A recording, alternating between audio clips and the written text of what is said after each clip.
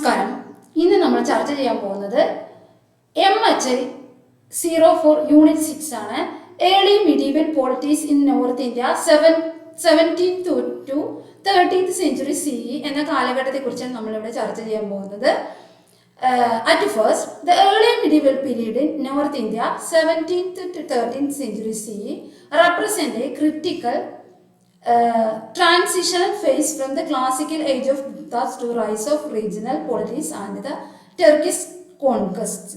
This era was marked by the fragmentation of newly ruling lineage such as Rajputs. Historians have extensively debated whether this phase was one of the decline or a period of social political transformation. അതായത് BC 7ാം നൂറ്റാണ്ടിനും 13ാം നൂറ്റാണ്ടിനും ഇടയിലുള്ള കാലഘട്ടത്തെക്കുറിച്ചാണ് നമ്മൾ ഇന്ന് ചർച്ച ചെയ്യാൻ വേണ്ടി പോകുന്നത്. ഈ period വളരെയധികം ഇമ്പോർട്ടൻ്റ് ആണ്. ഗുപ്ത കാലഘട്ടത്തിന്റെ തുടക്കത്തിന് മുമ്പുള്ള നൂറ്റാണ്ടുകൾ ഭരിച്ചിരുന്ന കാലഘട്ടം ആയതുകൊണ്ട് തന്നെ ഇത് വളരെയധികം ഇമ്പോർട്ടൻ്റ് ആണ് ഹിസ്റ്റോറിക്കലി. ഇതിന്റെ ഇൻട്രൊഡക്ഷൻ നമുക്ക് നോക്കാം. Introduction and background.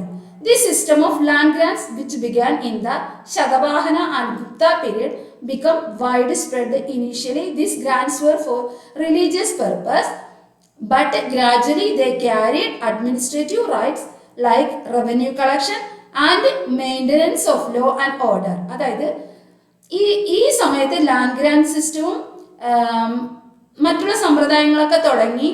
ഈ കാലഘട്ടത്തിലാണ് ശതവാഹന റൂളും തുടങ്ങിയ കാലഘട്ടം. ആ കാലഘട്ടത്തിലാണ് ഇത് ലാൻഡ് ഗ്രാൻഡ്സ് സമ്പ്രദായമൊക്കെ തുടങ്ങിയത്. ഇത് വളരെയധികം വൈഡ് സ്പ്രെഡ് ആയിട്ടുണ്ടായിരുന്നു. സാമന്ത സിസ്റ്റം, അടുത്ത് നമുക്ക് സാമന്ത സിസ്റ്റം എമർജ് ചെയ്തിരുന്ന ഈ കാലഘട്ടത്തിൽ local chiefs were conquered rulers who become feudatories. ഈ സമയത്ത് ലോക്കൽ ചീഫ്സ് ഒക്കെ എന്തായി മാറി? ഫ്യൂഡേറ്ററീസ് ആയി മാറി.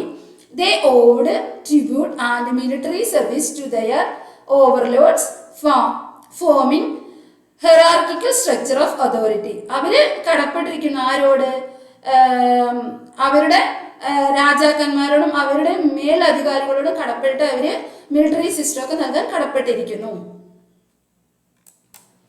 നെക്സ്റ്റ് വന്നിട്ട് the process of sub-infeudation, further redelegation of grand land rights, weakened central authority and encouraged the proliferation of local powers. ഈ സമയത്ത് തന്നെ സബ് ഇൻഫ്യൂഡിയേഷൻ, അതായത് ലാൻഡ് റൈറ്റ്സ് ഒക്കെ വീക്കെൻഡ് ആയിട്ടുണ്ടായിരുന്നു ഈ സമയത്ത്. അടുത്ത പോയിന്റ് എന്താണെന്ന് പറഞ്ഞാൽ transition to early medieval India historiographical perspective. Early historians divide Indian history into ancient, അതായത് പുരാതന ചരിത്രത്തെ ചരിത്രകാരന്മാർ മൂന്നാക്കി തരംതിരിച്ചിരിക്കുന്നത്. അതേതാണ്? ഫസ്റ്റ് ഏൻഷ്യൻ ഹിന്ദുസിന് കീഴിലായിരുന്നു അത്. മിഡീവൽ മധ്യകാല ചരിത്രം മുസ്ലിങ്ങൾക്ക് വിധേയപ്പെട്ടതായിരുന്നു. ആൻഡ് മോഡേൺ ബ്രിട്ടീഷുകാർക്കും. But later scholars sold socio economic criteria. പിന്നീടുള്ള പണ്ഡിതന്മാരൊക്കെ സോഷ്യോ എക്കണോമിക് ക്രൈറ്റീരിയനെ അടിസ്ഥാനമാക്കിയിട്ടാണ് ഇന്ത്യൻ ചരിത്രം മൊത്തം രചിച്ചിരിക്കുന്നത്. R.S. Sharma, D.D. Kosambi and B.N.S. Yadav emphasized Indian feudalism. Indian ഫ്യൂഡലിസത്തിനെ എംഫസൈസ് ചെയ്ത ചരിത്രകാരന്മാരാണ് Sharma, D.D. Kosambi, B.N.S. Yadav മുതലായവരൊക്കെ. Decline of trade and towns and land based economy, exploitation of peasants, caste, proliferation and bhakti ideology, legitimising structure മുതലായവയൊക്കെ നമുക്ക് ഇതിൽ കാണാൻ പറ്റും. അതായത് വ്യാപാരത്തിൻ്റെയും ടൗണുകളുടെയും ഒക്കെ ഡിക്ലൈനും എക്കോണമി എക്സ്പ്ലോയിറ്റേഷനും അതേപോലെ പെസൻസിൻ്റെയും കാസ്റ്റ് സിസ്റ്റത്തിൻ്റെയും ഒക്കെ പ്രോലിഫിറേഷനും ഒക്കെ നമുക്കിതിൽ കാണാൻ വേണ്ടി സാധിക്കും. N.R. Ray suggested medievalism had distinct phases, 17th to 12th, 12th to 16th, 16th to 18th centuries. അതായത് N.R. Ray പറഞ്ഞ സ്കോളർ സജസ്റ്റ് ചെയ്യണ എന്താ പറഞ്ഞു പറഞ്ഞാൽ ഈ കാലഘട്ടത്തെ 7ാം നൂറ്റാണ്ട് മുതൽ 12ാം നൂറ്റാണ്ട് വരെ, 12ാം നൂറ്റാണ്ട് മുതൽ 16ാം നൂറ്റാണ്ട് വരെ, 16ാം നൂറ്റാണ്ട് മുതൽ 18 നൂറ്റാണ്ട് വരെയും തരംതിരിച്ചിരിക്കുന്നു. Regionalisation of politics, literature, art and religion ഒക്കെ മുതലായവയൊക്കെ തരംതിരിച്ചിട്ടുണ്ട്. Other scholars rejected the Dark Age view, instead highlighting regional state from formation integration of tribal groups into agrarian society and consolidation of regional culture. Ideologically, Bhakti movement and reign of cult. Example, Jagannath temple in Orissa legitimized kingship. അതായത് ഭക്തി movement ഈ സമയത്ത് വളരെയധികം കാണാൻ പറ്റുന്ന ഒരു സംഭവമാണ്. നിയമാനുസൃതമായി തന്നെ കിങ്ഷിപ്പിന് അതിന് ഇമ്പോർട്ടൻറ്റ് കൊടുത്തതാണെന്ന് ജഗന്നാഥ ടെമ്പിൾ ഇൻ ഒറീസയിൽ നമുക്കത് കാണാൻ വേണ്ടി സാധിക്കും. Okay,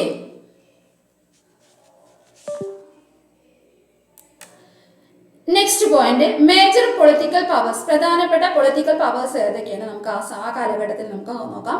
പാലാസ്, പ്രതിഹാരാസ് and Rashtrakutas. പാലാസും പ്രതിഹാരാസും രാഷ്ട്രകൂടാസുമായിരുന്നു ആ കാലഘട്ടത്തിലെ പ്രധാനപ്പെട്ട പൊളിറ്റിക്കൽ പവേഴ്സ്.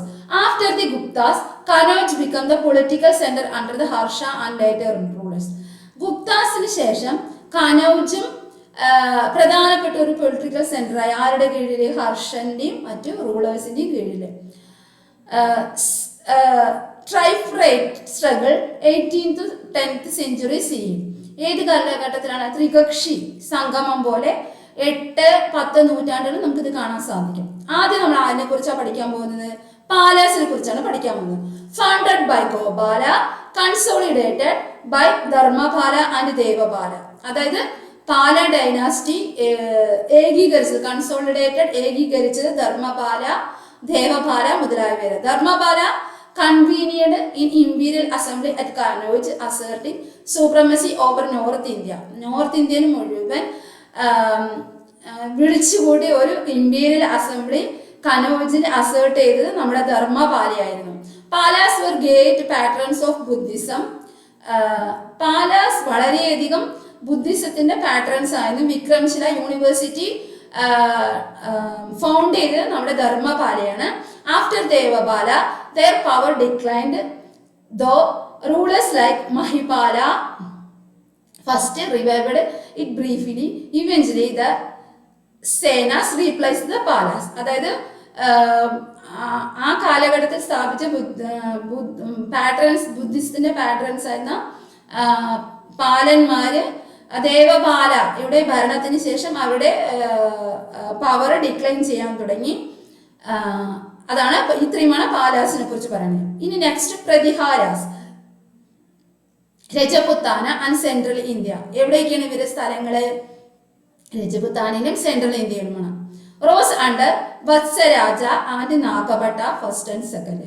ഇവർ ആരുടെ കീഴിലാണ് ഇവരുടെ ഭരണം തുടങ്ങിയത് പറഞ്ഞാൽ വത്സരാജയുടെ കീഴിൽ നാഗഭട്ട ഒന്നാമനും രണ്ടാമനും കീഴിലാണ്. Their invasion in the west and expanded into Kannauj. അവര് പടിഞ്ഞാറ് മുതൽ കനൗജ് വരെ അവരുടെ രാജ്യം എക്സ്പാൻഡ് ചെയ്യുന്നു. Their polity was heavily based on feudatories. അവരുടെ പോളിറ്റി പ്രധാനമായും ഫ്യൂഡേറ്ററീസിന് കീഴിലായിരുന്നു. Land grants and sub infeudation. Bhoja first was a notable ruler. പ്രധാനപ്പെട്ട അതിലെ റൂളർ ആയിരുന്നു Bhoja first. They declined by the late 10th century, replaced by regional powers like the Kahwalas. അവര് 10ാം നൂറ്റാണ്ടൊക്കെ ആയപ്പോൾ അവരുടെ അധപ്പതനം തുടങ്ങി. അവരെ ലോക്കൽ ഫ്യൂഡേറ്ററീസിലെ ഗഹവാലാസ് റീപ്ലേസ് ചെയ്തു എന്നാണ് പറയപ്പെടുന്നത്. Next Rashtrakutas expanded northwards Dhruva and Govind III. Though victories in the tripartite struggle, they could not sustain their hold due to internal conflicts. They remained a major Deccan power until the 10th century. അതായത് രാഷ്ട്രകൂടാസ് എവിടെയാണ് importance കൊടുത്തത് എന്ന് പറഞ്ഞാൽ ഡെക്കാൻ പറഞ്ഞ സ്ഥലത്താണ്. Expanded north words, അവർ എവിടേക്കാണ് അവരുടെ രാഷ്ട്രം എക്സ്പാൻഡ് ചെയ്ത് പറഞ്ഞാൽ north വേർഡ്സിലേക്കാണ്. Dhruva and Govind III എന്ന പ്രധാന രാജാക്കന്മാരായിരുന്നു അവരുടെ പ്രധാനപ്പെട്ട rulers. Though victories in tripartite struggle, they could not sustain their hold due internal. അവര് സസ്റ്റൈനബിളായി നിലനിൽക്കാൻ വേണ്ടി തന്നെ അവർ ഇന്റേണലിൽ ഒരുപാട് പ്രശ്നങ്ങളും യുദ്ധങ്ങളും അവരൊക്കെ നടത്തിയിരുന്നു. Conflicts they remained a major Deccan പ്രൊവൻഡിൽ 10th century. 10ാം നൂറ്റാണ്ടിൽ വരെ അവർ വളരെയധികം മേജർ പവറായി നിലകൊണ്ടിരുന്നു. ദ ട്രൈഫ്രൈറ്റ് സ്ട്രഗിൾ, ത്രികക്ഷി അതാണ് ട്രൈഫ്രേറ്റ് കൊണ്ട് ഉദ്ദേശിക്കുന്നത്. Reflects the competitive shifting and unstable nature of northern Indian politics in the period. ഈ കാലഘട്ടത്തിൽ ഈ 3 ഗ്രൂപ്പ് പാലാസ്, പ്രതിഹാരാസ്, രാഷ്ട്രകൂടാസ് ഇവരുടെ ഭരണം ട്രൈഫ്രേറ്റ് സ്ട്രഗിൾ കൊണ്ട് തന്നെ ഒരു അൺസ്റ്റേബിൾ നേച്ചർ നോർത്ത് ഇന്ത്യൻ പൊളിറ്റിക്സിൽ നമുക്ക് കാണാൻ വേണ്ടി സാധിക്കും ഈ കാലഘട്ടത്തിൽ. Approaches to the study of early medieval polity. ഈ കാലഘട്ടത്തെ കുറിച്ചുള്ള പഠനവും ഏർലി മിഡീവൽ പോളിറ്റിയെ കുറിച്ചാണ് നമ്മൾ ഇനി അടുത്ത് പഠിക്കാൻ പോകുന്ന point. Imperial model saw this period as decline from the centralized Maurya Gupta period. നമുക്ക് അവിടെ കാണാൻ പറ്റുന്ന എന്താണ്, സെൻട്രലൈസ്ഡ് ഭരണം മൗര്യ ഗുപ്ത പീരീഡിലെ പോലെ ഉണ്ടായിരുന്നില്ല. ഇന്ത്യൻ ഫ്യൂഡലിസം മോഡൽ, ഒരു ഇന്ത്യൻ ഫ്യൂഡലിസം മോഡലായിരുന്നു അവിടെ കാണാൻ സാധിക്കുന്നത്. എംഫസൈസ്ഡ് ഡീസെൻട്രലൈസേഷൻ, വികേന്ദ്രീകരണമായിരുന്നു. അഗ്രേറിയൻ എക്കോണമി ആയിരുന്നു. Decline of trade, rise of landed intermediaries and exploitation of peasants. ഇതൊക്കെ നമുക്ക് കാണാൻ സാധിക്കും. അഗ്രേറിയൻ എക്കോണമി കാണാൻ സാധിക്കും, എക്സ്പ്ലോയിറ്റേഷൻ ഓഫ് പെസൻസ് കാണാൻ സാധിക്കും, ഒക്കെ നമുക്ക് ഡിക്ലൈൻ ഓഫ് ട്രേഡ് നമുക്ക് കാണാൻ സാധിക്കും. ഇതെല്ലാം നമുക്ക് കാണാൻ വേണ്ടി സാധിക്കും. Next, critics of feudalism. ഈ ഫ്യൂഡലിസത്തിന്റെ വിമർശകർ സ്കോളേഴ്സ് ലൈക്ക് ഹർബാൻസ് മുഖ്യ and B D Chattopadhyay argued that Indian condition deferred from Europe. അതായത് സ്കോളേഴ്സ് ആയിട്ടുള്ള ഹർബൻസ് മുഖ്യയും ബി ഡി ചതോപാധ്യായൊക്കെ ആർഗ്യൂ ചെയ്ത് എന്താണ് പറഞ്ഞു പറഞ്ഞാൽ നമ്മുടെ യൂറോപ്പിനെ വെച്ചിട്ട് ഫ്യൂഡലിസം ഇവിടെ വ്യത്യസ്തമായിരുന്നു. Cannot be applied in mechanical, ഇവിടെ അത് അപ്ലൈ ചെയ്യാൻ പറ്റില്ല. Instead land grants and the samanta system are seen in instruments of integration rather than fragmentation. വിഘടനം പോലെ നമുക്കത് കാണാൻ വേണ്ടി സാധിക്കുകയുള്ളൂ. ഇനി നമുക്ക് ന്യൂ അപ്രോച്ചസിലേക്ക് നോക്കാം. Recent historiography highlights regional state formation, Rajputisation, Kshatriyisation of tribes, integration of local cultures, role of temples and bhakti ideology, lineage proliferation. നമുക്ക് കാണാൻ വേണ്ടി സാധിക്കുന്ന ന്യൂ അപ്രോച്ചസ് മുഖാന്തരം റീസെന്റ് പുതിയതായിട്ടുള്ള ഒരു ഹിസ്റ്റോറിയോഗ്രഫി ഹൈലൈറ്റ്സ് കാണാൻ സാധിക്കും. സ്റ്റേറ്റ് ഫോർമേഷൻ കാണാൻ സാധിക്കും, രജപുത്തൈസേഷൻ കാണാൻ സാധിക്കും, ക്ഷത്രിയൈസേഷൻ ഓഫ് ട്രൈബ് കാണാൻ സാധിക്കും, ഇന്റഗ്രേഷൻ ഓഫ് ലോക്കൽ കൾച്ചർ, സാധാരണ ലോക്കൽ കൾച്ചറിന്റെ ഇന്റഗ്രേഷൻ കാണാൻ സാധിക്കും, റോൾ ഓഫ് ടെമ്പിൾസ്, ടെമ്പിൾസിന് വളരെയധികം റോൾ ഉണ്ടെന്ന് കാണിക്കാൻ സാധിക്കും, ഭക്തി ഐഡിയോളജി ആൻഡ് ലീനേജ് പ്രോലിഫറേഷൻ നമുക്ക് കാണാൻ വേണ്ടി സാധിക്കും. State formation under the Rajputs, രജപുത്സിന് കീഴിലുള്ള സ്റ്റേറ്റ് ഫോർമേഷൻ എങ്ങനെയാണ് നമുക്ക് നോക്കാം. From the 7th century Rajput clans Guhilas, Chahamanas, Paramaras, Tomaras etcetera. ഈ കാലഘട്ടത്തിലുള്ള രജപുത് ക്ലാൻസ് ഗുഹിലാസും ചമന്നാസും പരമ്പരാസും ടൊമാരസ് മുതലായവരാണ്. റോസ് ഇൻ രാജസ്ഥാൻ, ഇവരെവിടെയാണ് ഉയർത്തെഴുന്നേറ്റ് വന്നത്? രാജസ്ഥാൻ, ഗുജറാത്ത്, സെൻട്രൽ ഇന്ത്യ മുതലായവിടേക്ക് ഇവര് ഉയർന്നു വന്നു. Their origins are debated. Foreign tribe Hunas, Gurjaras, tribal chiefs assimilated through Kshatriyization or mythology. Agnikula, fireborn origin. ഇത് ഇവരുടെ ഒറിജിൻ എങ്ങനെയാണെന്ന് പറഞ്ഞു. ഇവര് മുൻകാലം ഹുണാസ, ഗുർജാരാസ് ട്രൈബിൽ നിന്ന് ആയിരിക്കുമെന്നാണ് പറയപ്പെടുന്നത്. ഇത് എക്സ്പാൻഡ്, അവരെങ്ങനെയൊക്കെയാണ് എക്സ്പാൻഡ് ചെയ്തതെന്ന് നമുക്ക് നോക്കാൻ പോണത്. Conquest of tribal groups, Bhils, Medas, മിനാസ്.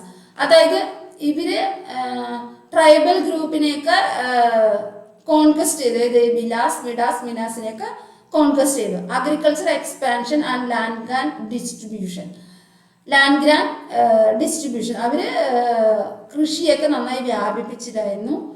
Land ഡിസ്ട്രിബ്യൂഷനും നടത്തിയിരുന്നത്. മാരേജ് അലയൻസസ് കൺസോളിഡേറ്റിംഗ് നെറ്റ്വർക്ക്സ്, അതായത് മാരേജ് അലയൻസിലൂടെ സ്ഥലങ്ങളൊക്കെ അവർ ഏകീകരണം നടത്തിയിരുന്നത്. Rajputisation became a process of legitimising power through genealogy, Brahmanical sanction and military powers. അതായത് അവര് ഇതിലൂടെ രജപുത്തൈസേഷനും നിയമാനുസൃതമായി ജീനിയോളജി, ബ്രാഹ്മൺസ് സാങ്ഷനും മിലിറ്ററി പ്രോസസ്സും ഒക്കെ ഇതിലൂടെ ഇവർ നടത്തിയിട്ടുണ്ടായിരുന്നു.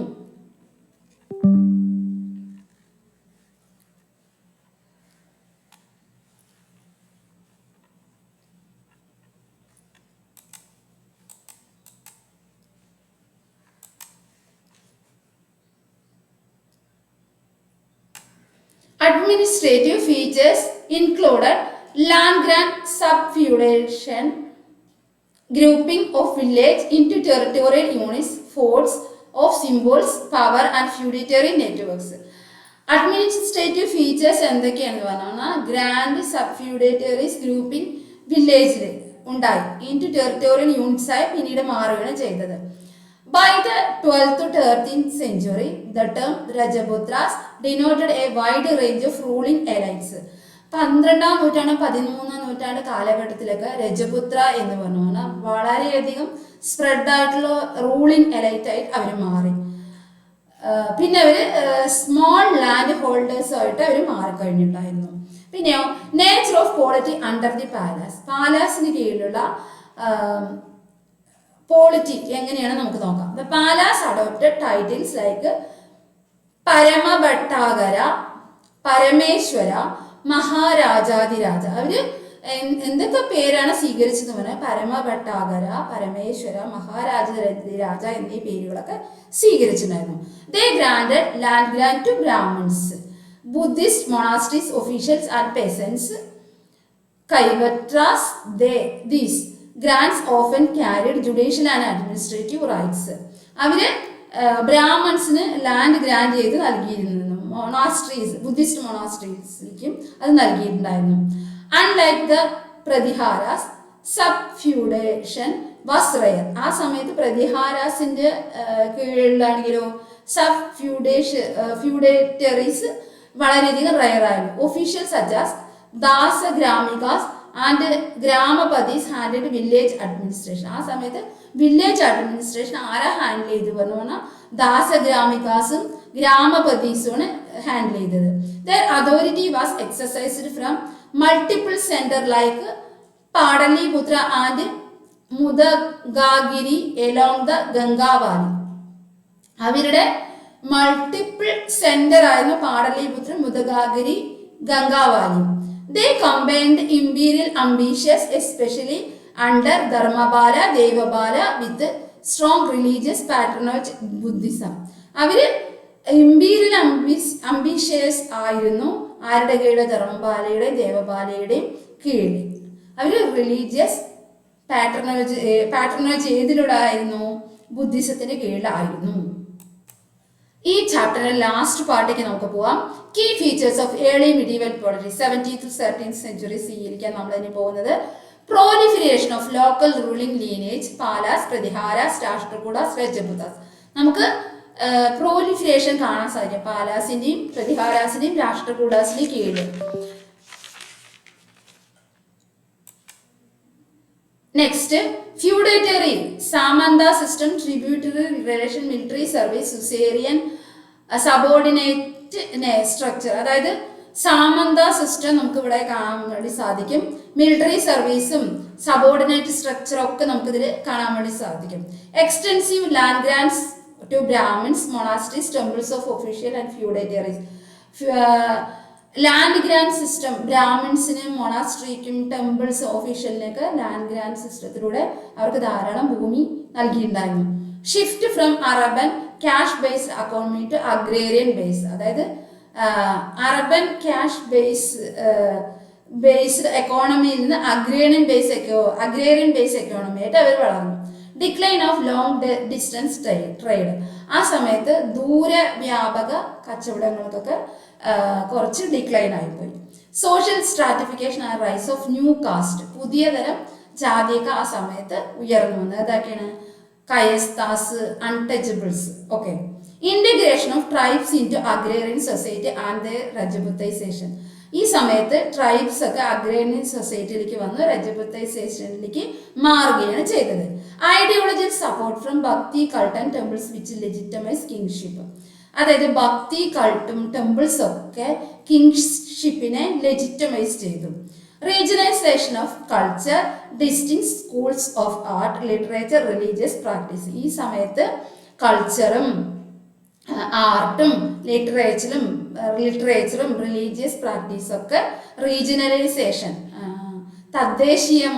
തദ്ദേശീയവൽക്കരണം നടത്തുകയുണ്ടായി. അപ്പൊ ഈ ചാപ്റ്റർ ഇതോടുകൂടി അവസാനിക്കുകയാണ്. നമുക്ക് അടുത്ത ചാപ്റ്ററിൽ കാണാം. Thank you.